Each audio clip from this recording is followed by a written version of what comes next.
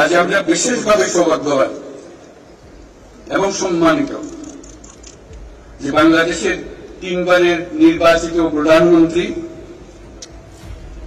বীর মুক্তিযোদ্ধা শহীদ রাষ্ট্রপতি জিয়াউর রহমানের স্ত্রী বেগম খালেদা জিয়া আজ এখানে আমাদের মধ্যে উপস্থিত আছেন।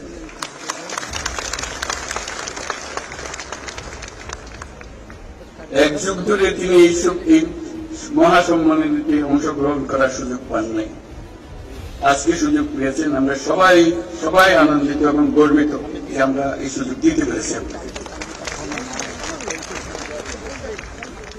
শারীরিক অসুস্থতা সত্ত্বেও এই বিশেষ দিবসে সবার সঙ্গে শরীর খাওয়ার জন্য আপনাকে আবারও ধন্যবাদ।